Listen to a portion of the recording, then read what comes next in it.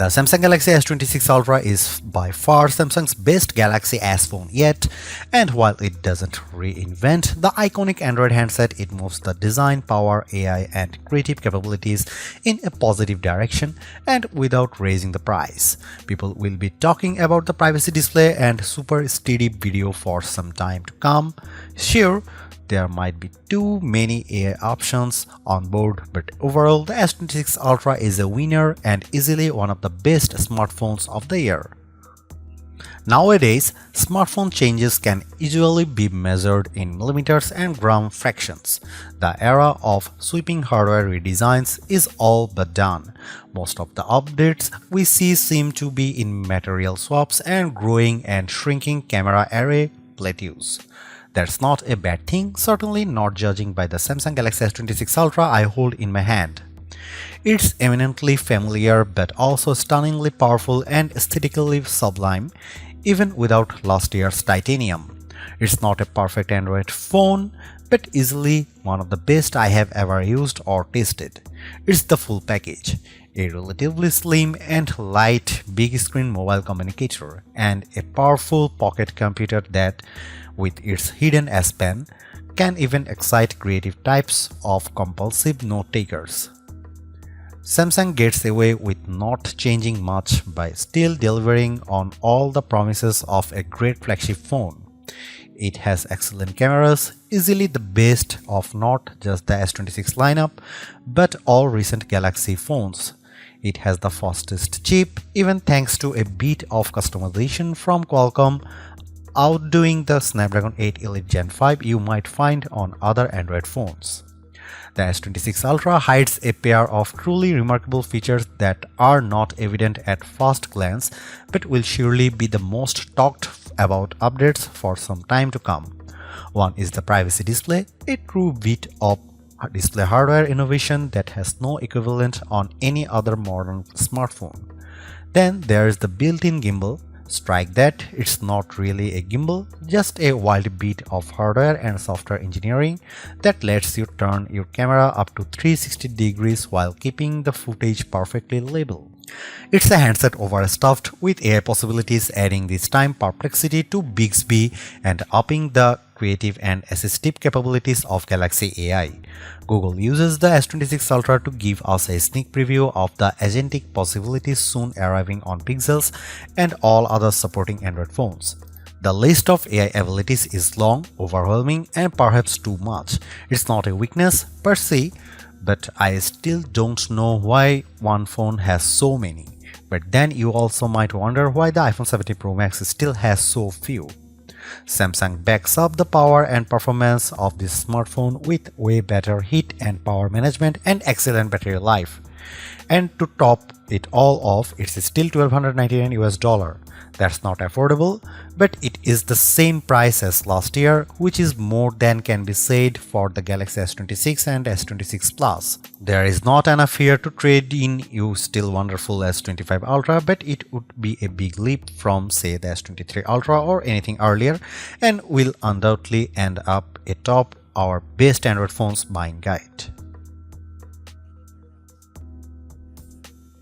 Samsung unveiled the Galaxy S26 Ultra along with the S26 Plus and S26 on February 25 as part of its Unpacked event. It ships on March 11, 2026. While the Galaxy S26 and S26 Plus saw price hikes, the Galaxy S26 Ultra still cost the same in the US as the Galaxy S25 Ultra did last year, $1,299 US. It's available in a choice of 6 colors wherever you buy: cobalt violet, sky blue, black, white, and the online exclusives silver shadow and pink gold. The phone ships in either 256GB, 512GB or 1TB storage configurations, and every variant comes with 12GB of RAM, 16GB of RAM if you buy the 1TB model. If you go for more storage space, you will pay somewhat more than did you last year.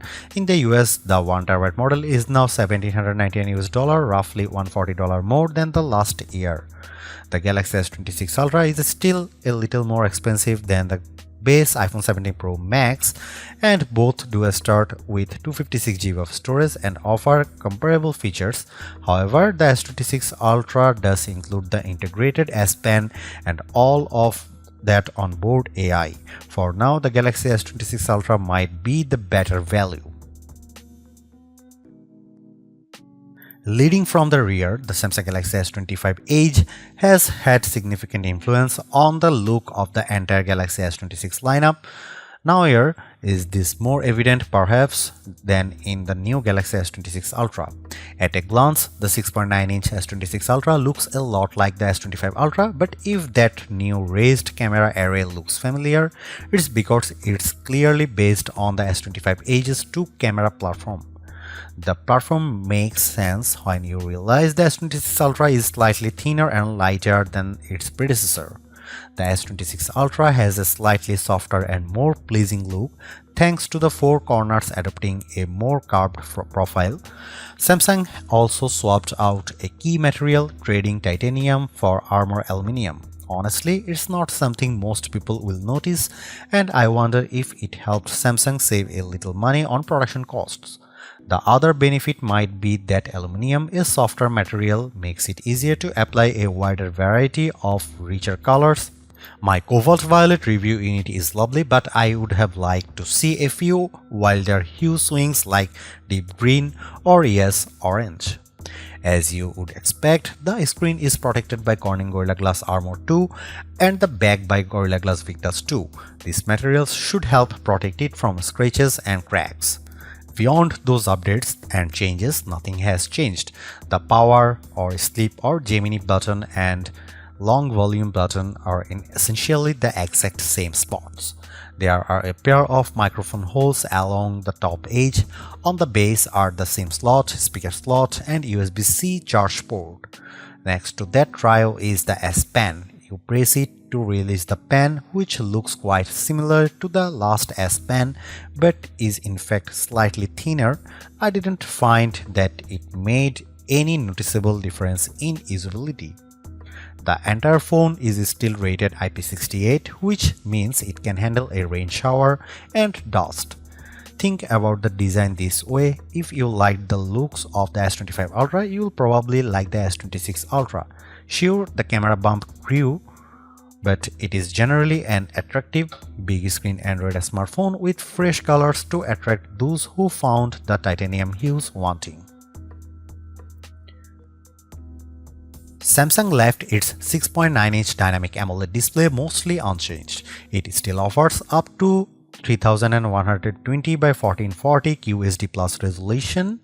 It has the same brightness and ability to smoothly transition from 1 Hz for a sleep screen to the buttery smooth motion of 120 Hz. There is still a selfie camera cutout near the top of the display and a very thin channel between the frame and the screen for one of the loud and clear stereo speakers. The marquee feature, and one that is in fact unique among smartphones, is the privacy display. As the name implies, this feature adjusts the screen so that people standing on either side of you, behind you, or even in front of you cannot read what is on your display. There are a few remarkable things about this feature. First, it's a hardware innovation accomplished by controlling 2 different kinds of pixels, narrow and wide. These pixels are set in every other pixel pattern: wide, narrow, wide, narrow. In standard mode, both pixels are on, providing a 180-degree view of your S26 Ultra screen. In privacy display mode, the white pixels turn off, and then anyone off axis only sees a grayed out or nearly black screen unless their face is perpendicular to the S26 Ultra display.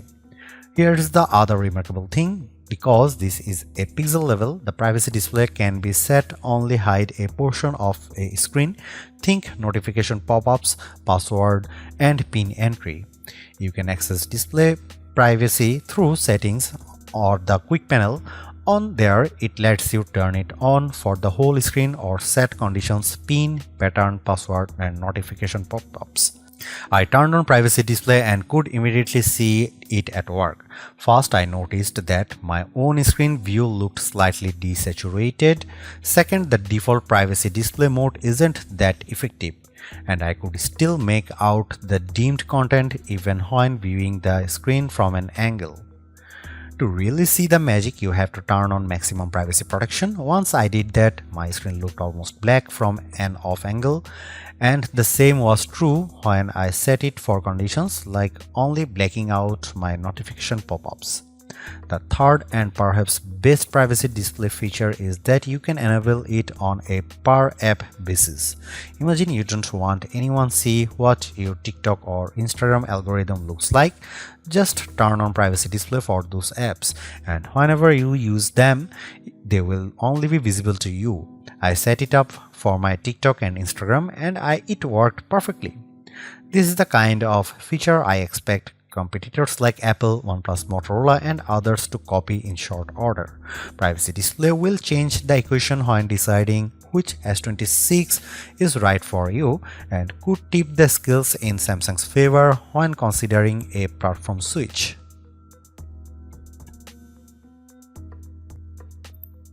Direct comparisons of the Samsung Galaxy S26 Ultra with, say, Apple's iPhone 17 Pro Max don't entirely make sense. After all, only one of them has shipped with an integrated S Pen since the Galaxy S22 Ultra. As an amateur artist, I love having the S Pen always on hand, perfectly hidden inside a powerful Android 16 smartphone. The latest S Pen looks a lot like the last one, but it is slightly thinner, and the back end is now curved to match the curve of its S26 Ultra housing. In use, this S Pen is just as useful as its predecessors. It's a great implement for note-taking, marking up images, creating rough sketches for AI image generation, and making art. It recognizes pressure and orientation. There is even a button on the side that in the Sketchbook app gives you instant access to an eraser. The S26 Ultra is also aware of the S Pen, and if it's been outside the phone and not used for a while, the phone will ask you if you have your S Pen.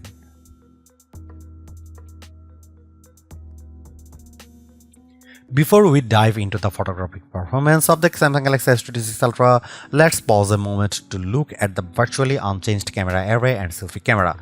The main camera is 200 megapixel and f1.4 aperture.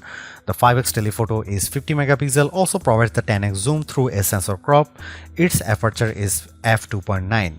The 3x optical lens is 10 megapixel f2.4 aperture. The ultra wide is 50 megapixel f1.9 aperture, and the front facing camera is 12 megapixel f2.2 aperture. What's not evident there are two significant changes on the 200 megapixel main camera and 10 megapixel 5x optical zoom. Both camera features wider apertures, which allows them to capture more light and makes them more effective in low light situations. In practice, this is an excellent set of lenses, and based on megapixels, they all beat the iPhone 17 Pro Max's 48 megapixel lenses. However, even on the 200 megapixel camera, you will be default to shooting at a pixel binding 12 megapixel. The iPhone 17 Pro Max defaults to shooting at 24 megapixel. I shot photos using all the cameras, often capturing the exact same image with the Galaxy S25 Ultra and iPhone 17 Pro Max. All of these phones offer excellent cameras, and I found the image quality generally excellent. If anything, the S26 Ultra appears to have pulled even with the iPhone 17 Pro Max in most photo scenarios. Samsung told me that their image processing now allows the phone to understand the native noise signature of each lens and adjust accordingly. What this means is my photo results are clearer and cleaner. Between that, the larger apertures and low light photography, especially nighttime photography, shows a significant improvement. I noticed far less graininess in my star photography. Here are some camera samples of the new Samsung Galaxy S26 Ultra.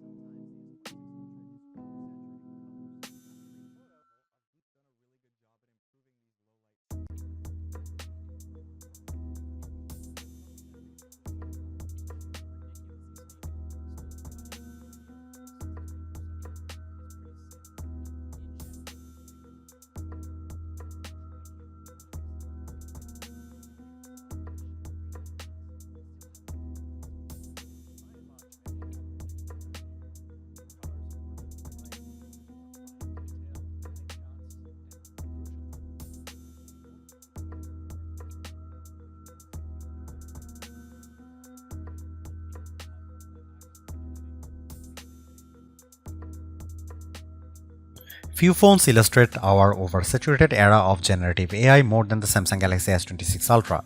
It has Bixby, Perplexity, Samsung Galaxy AI, and of course Google Gemini. Each has a role, some multiple roles, and there can be some overlap. Samsung's long-term goal is for people to see this as an AI phone but not think very much about which AI got you where. Basically, the phone will get smarter over time, especially as its agentic capabilities grow and start to proactively do your bidding. We are not there yet. In fact, the agentic stuff which lives with Gemini is only with Uber for now. You are supposed to able to ask Gemini to book you an Uber ride and it will run off in the background. Gather all the relevant bits and have it set up in Uber, so all you have to do is approve the ride. I installed Uber on the Galaxy S26 Ultra and then asked Gemini to book me a ride to the airport. Gemini told me that it could help, but it first asked for key information like my pickup address, pickup time, and the kind of ride I prefer. Gemini told me it had booked the ride, but when I checked Uber, nothing was booked. I told Gemini to cancel the ride, but Gemini couldn't do anything about the non-existent ride. In general, too, my experience with Gemini was good. I had many conversations with it and used it to identify things in my shelves, and with the live view, have it explain how to fix a leaky bathroom faucet. It's far from foolproof and has yet to learn how to pronounce my last name. Gemini on the S26 Ultra is also a showcase for what's coming to other Android smartphones that can support the generative platform. For example, the phone supports Circle to Search's new Find the Look capabilities. This lets you circle someone's whole outfit in an image and Gemini will find all the clothing. Samsung's own Galaxy AI is already a powerful and pervasive generative AI platform on the Galaxy S phone line. However, it now has some features. I used it, for example, to make a simple cartoon sketch of my face and then transform it into a more polished comic, which I then used to generate stickers that I can now send to friends over messages. Galaxy AI's photo editing capabilities are very strong. I grabbed an apple, put it on a table and took a photo. Then I asked Google AI to take a slice out of the apple and put the slice next to the apple. After a few seconds, it compiled and the results look real. When I had it take another AI shot at the photo, I noticed that the slice and the cutout on the apple didn't match up quite as neatly as they did on the first generated shot. Bixby is better at conversational queries, but it can still take some work to get Samsung's homegrown digital assistant to do what you want. I asked it to change the aspect ratio on my photos to 16:9, but had to repeat myself a few times to make it understand. Saying 16:9 did the trick. For questions that do not relate to the phone, Bixby now has Perplexity AI. If you ask, as I did, about the capital of Montana, Bixby won't hesitate but will tap directly into Perplexity in the cloud to get the answer. You'll notice that the result has a little Perplexity logo on it. The Samsung Galaxy S26 Ultra has a collection of Now features, including Now Brief, which shows up as a home screen widget, Now Bar for adaptive reminders, and the new Now Nudge, which can give you contextual reminders and information where and when you need it. Now Brief is a fine widget with information about the weather, my schedule, and news, but I didn't find much use in the rest of the Now tools. I think I need to spend more time with the phone and let it learn a whole lot more about me before these tools become truly useful. Last year, Samsung unveiled its powerful audio erase, which can remove distracting background audio from your videos. You can reduce voices, crowd sounds, and background noises with customizable sliders for each control. It's effective, but if you turn the noise reduction all the way down, voices can end up sounding a bit robotic. More intriguing is Audio Eraser's new third-party app capabilities, which you access via the quick panel. I tried it with TikTok and YouTube and could tell it sharpened and raised the dialogue a bit over background noises, but otherwise did not find it all that useful. I like many of these AI tools, but I do think the system is a bit overloaded with options. I look forward to a time when there is more consistent AI approach with zero redundancy. If one onboard AI can handle a task, there should not be another waiting in the wings to do the exact same thing. The S26 Ultra sticks closely to the familiar Galaxy formula, but it is one that clearly works. Performance is blazing, Samsung's software ecosystem is extensive, and photography largely keeps pace with the Western competition. The S Pen continues to have its vocal supporters, and Privacy Display can legitimately claim to be the most interesting new phone tech of 2026. Anyone demanding the biggest batteries or best camera sensors probably started shopping elsewhere a few generations back, and the S26 Ultra's minimal gains on the later haven't done anything to change that. The pro-level video features, while very sleek, don't have mainstream appeal. Samsung AI's seeping into every aspect of the operating system is beginning to grate too. But there's safety in what you know, and a lot of people have a Samsung phone in their pocket already. Spec snobs may not like it, but this is almost certainly the flagship Android phone for the majority of US and European buyers.